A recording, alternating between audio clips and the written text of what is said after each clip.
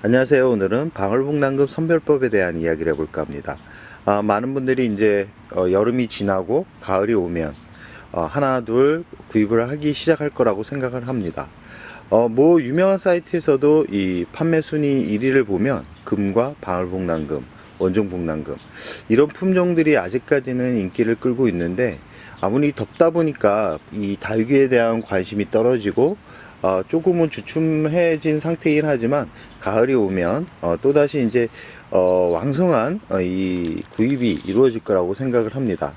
그 중에 오늘 방울복랑금에 대한 이야기를 이제 해볼 텐데요. 여름이 되다 보면 이 방울복랑금의 특징이 뭐냐면, 잎이 원인도 모르게 후두둑 떨어질 때가 있습니다. 뭐 햇살도 부족해서 그럴 수도 있고, 과습으로 인한 결과일 수도 있습니다.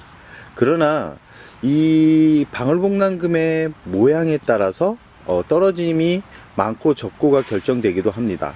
지금 영상에 보이는 방울복랑금 같은 경우는 아주 우수한 품종의 방울복랑금이었습니다. 그러나 이제 나이도 있고 이게 적심으로 태어난 군생이기 때문에, 이 적심 같은 경우는 언제든지 올금이 나올 수 있고, 뭐 이 적심이 아니라 그래도 이 꽃대를 커팅하다 보면 올금이 나오게 되어 있는데요. 아마 방울복랑금을 오래 키우면 어느 정도는 올금으로 간다라고 생각을 하시면 됩니다. 그래도 그 올금이 오기 전에 제대로 된 얼굴을 커팅을 해서 번식을 하는 분들도 있는데, 저 같은 경우는 커팅을 그렇게 좋아하지 않기 때문에 자연 그대로 키우고 있는데, 역시나 시간이 지나니까 이게 올금이 생기기 시작했습니다. 그래서 오늘은 어떻게 생긴 얼굴을 구입을 해야지만 오랫동안 키울 수 있고 관상용으로 가치가 있는지에 대한 설명을 조금씩 해드릴까 합니다. 지금 영상에 보이면 아랫부분을 잘 보시면 아시겠지만, 아랫부분 같은 경우는 수박금처럼 이렇게, 지금은 수박금처럼 이렇게 화려하게 단풍이 들지 않지만, 이 겨울이 접어들면 아주 화려한 모습을 보여줍니다. 아마 제 영상에서 아마 확인하셨던 분들은 어떤 식으로 물이 드는지, 단풍이 드는지 아실 텐데요. 처음 방문하신 분들은 재생 목록에서 한번 방울복랑금에 대한 영상을 보시기 바랍니다. 이 보시면 아시겠지만 아랫부분은 이렇게 잎이 많이 떨어지지 않았습니다. 그러나 이 중간 부분 보시면 아시겠지만 잎이 많이 떨어지고, 떨어진 상태에서 다시 잎이 나기 시작하고 있습니다. 그 위에를 보시면 아시겠지만 올금이 나오고 있습니다. 이 올금 부분을 잘 보시면 잎이 길어지고 있고, 그 중간에 잘라진 모습이 보이시죠? 바로 꽃대가 나와서 자른 부분인데요. 꽃대가 나와서 자른 부분을 잘 보시면 아시겠지만 올금이 나오고 있습니다. 다육이를 처음 키우시는 분들은 이런 올금을 키우시면 안 되고, 아랫부분에 있는 수박금을 키우셔야지만 건강하게 키울 수 있습니다. 방울복랑금을 구입할 때는 아까도 말씀드렸듯이 전체가 금으로 들어가 있는 품종을 구입을 하면 안 되고, 이런 식의 자구를 구입을 해서 키우는 게 좋습니다. 지금 얼굴을 보시면 아시겠지만 잎과 잎 사이, 그리고 잎 표면에 줄무늬가, 녹색빛 줄무늬가 균일하게 이렇게 들어간 모습을 볼 수 있을 거라고 생각을 합니다. 지금 잎의 한 부분만 이렇게 녹색으로 이렇게 균등하게 들어가 있는 품종보다는 전체적으로 들어가 있는 모습이 좋은데요. 하나는 녹색이 적절하게 들어가고 하나는 올금이 되어 있으면 나중에 또 올금이 나올 가능성이 있습니다. 그렇기 때문에 가격을 10,000원, 20,000원 더 주더라도 완벽한 모습, 지금 중간에 있는 가장 큰 모습, 이런 모습을 가진 방울복랑금을 구입을 해서 키우는 것을 추천드리고요. 그리고 처음 방울복랑금을 키우시는 분들은 중간 정도, 지금 5번째에서 중간 정도의 사이즈 정도는 돼야 키울 때 부담 없이 키울 수 있고요. 이 가장자리, 이렇게 약한 모습을 가진 방울복랑금을 구입하면 여름 같은 경우는 그냥 녹아낼 가능성이 농후합니다. 그렇기 때문에 가격이 착하다 그래서 이런 작은 사이즈의 다육이보다는 중간 정도에 있는 사이즈로 구입을 해서 키우는 게 좋고요. 구입을 할 때는 줄기를 잘 보셔야 됩니다. 줄기가 약간은 너무 가늘면 아까도 말씀드렸듯이 녹아내릴 가능성이 높습니다.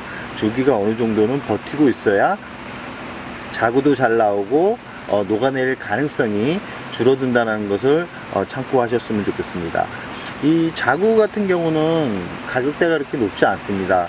근데 자구를 중품 이상으로 키우려면 많은 시간이 걸리고 강한 햇살에서만 키우면 이 부피를, 그러니까 크기를 키울 수가 없습니다. 그렇기 때문에 저처럼 반그늘, 약간은 해가 적당하게 들어오는 이런 환경, 그러니까 반그늘에서 키우면 어느 정도 잎의 크기를 만들 수 있고 줄기 또한 너무 가늘어지지 않은 상태로 유지를 하면서 중품까지 끌고 갈 수 있다라는 말씀을 드리고 싶습니다. 옆에 있는 방울복랑금은 무지성 방울복랑금인데요. 일반 방울복랑금보다는 가격대가 아주 많이 착합니다. 그러나 이제 보시면 아시겠지만 정상적인 얼굴과 그 다음에 방울복랑금이 섞여 있는 모습인데요. 이렇게 섞여 있는 모습 같은 경우는 방울복랑금의 그런 모양이 그렇게 예쁘지 않습니다. 예쁘지 않은데 금을 키우는 재미를 느끼기 위해서 많은 분들이 구입을 하는데, 가끔은 좋은 얼굴이 나오는데 지금 현 얼굴을 보시면 아시겠지만 금이 많이 들어가 있고 어떤 경우는 녹이 적절하게 배분이 안 된 상태로 이렇게 성장을 하고 있고, 어떤 부분은 이렇게 그냥 일반 품종이 나오는 것을 볼 수 있습니다. 중간에는 잎이 이렇게 변이가 오는 모습도 볼 수 있는데요. 무지를 구입을 할 때는 이런 거를 적절하게 생각을 하셔야 됩니다. 그러고 나서 한 1년에서 한 2년 정도 키우다 보면 진짜 제대로 된 얼굴이 나올 가능성이 한 30%는 되고, 나머지는 이제 약간 B급에서 A급 정도의 금이 나온다라고 생각을 하시면 됩니다. 닭을 처음 키우시는 분들은 이렇게 준대품으로 구입할 때는 이런 무지성을 구입을 하는 것도 좋지만 웬만하면 이렇게 완벽하게 얼굴을 가진 그런 품종으로 구입을 하는 게 좋다라고 생각을 합니다. 전체적으로 봤을 때 보시면 아시겠지만 새로 나온 잎들이 다 올금으로 나오고 있는데, 이렇게 올금이 들어가 있는 품종들은 조금은 생각을 하고 나서 구입을 하는 것을 추천드립니다. 이런 올금이 나오면 거의 떨어지는 확률과 화상을 입어서 나중에는 그 부분이 거의 다 없어진다라고 생각을 하시면 됩니다. 그러나 이렇게 적절하게 금이 들어가 있는 그런 품종들 같은 경우는 잎이 떨어져도 보시면 아시겠지만 새롭게 이렇게 자구가 나오는 것을 확인할 수 있습니다. 이 올금으로 나오면 거의 다 떨어진다고 생각을 하시면 됩니다. 그렇기 때문에 방울복랑금을 처음 키우시는 분들은 절대 올금으로 구입을 하지 않는 것을 강력하게 말씀드리고 싶습니다. 방울복랑금 물주기 같은 경우는 아까도 말씀드렸듯이 9월 초에 흠뻑 주시고요.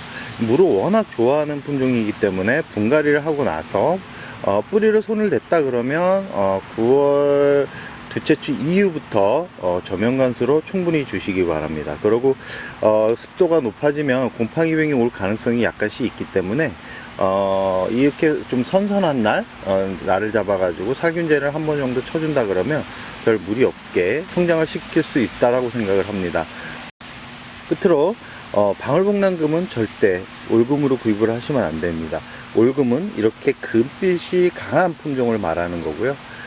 금을 키우고 싶다 그러면 이렇게 적절하게 녹이 들어가 있는 금을 구입을 하시기 바랍니다. 금이 완벽한 금을 구입하면 약간 부담스러운 부분이 있기 때문에 금에 대한 특징을 알아가고 금에 대한 로또를 한번 맞아보고 싶다 그러면 이런 식의 무지성 금을 구입을 하는 것도 좋은 방법이라고 생각을 합니다.